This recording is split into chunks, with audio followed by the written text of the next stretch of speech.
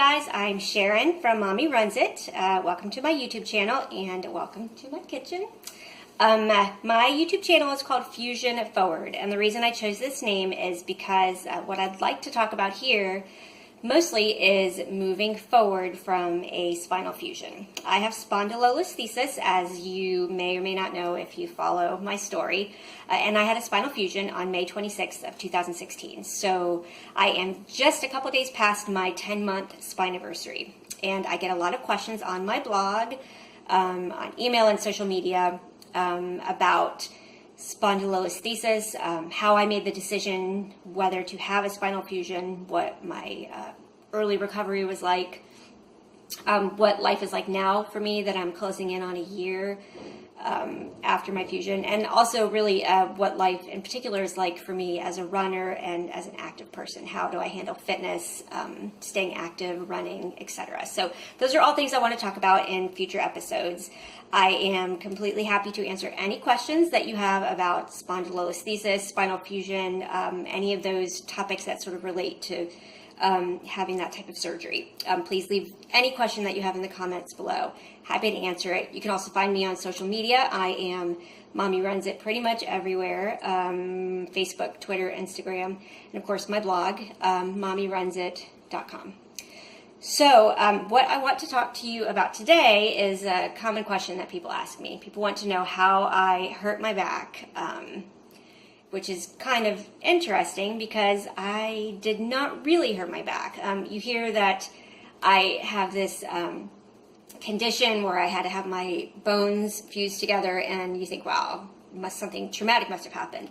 But I wasn't skydiving. I didn't have some sort of accident. Essentially, I was born with it. My surgeon believes that I have the dysplastic type of spondylolisthesis, which means that it was congenital. When my spine was forming, I have a mild defect in my back that allows my bones to slip out of place, which they're not supposed to do. For other people, this can happen with a stress fracture in the back, or it can happen due to a traumatic injury or degeneration of the back. But for me, this is a condition that I was born, I was predisposed to it because of the structure of my back.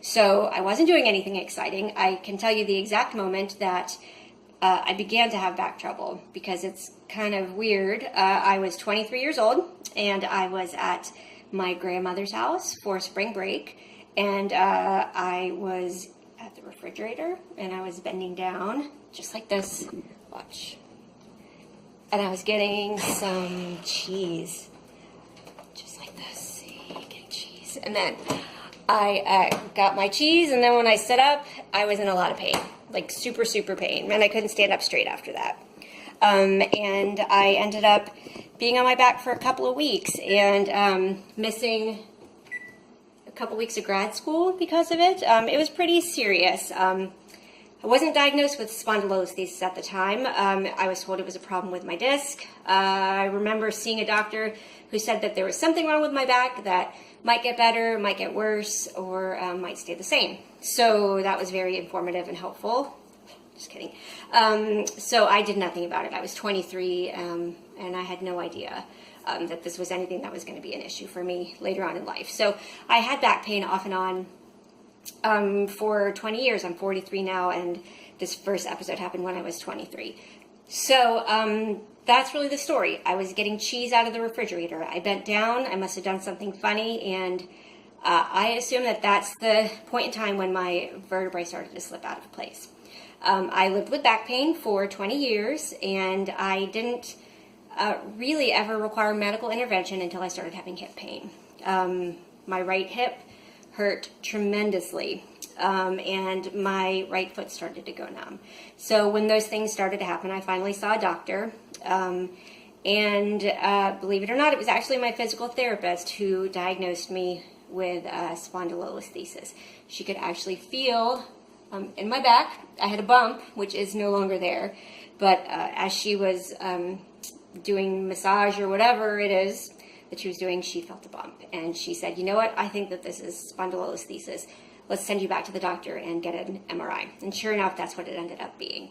So There's really, I don't know, kind of a long answer to an easy question. I didn't really injure myself. I was kind of just born this way. So if you have any questions about what I talked about here today or anything else you'd like me to talk about in a future episode, let me know.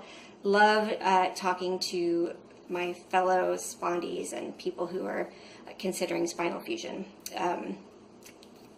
People who have been through what I went through were the biggest resource for me in the early days of my recovery, and they still are. So if I can be of help to anyone, I'm happy to do it. So thank you for watching.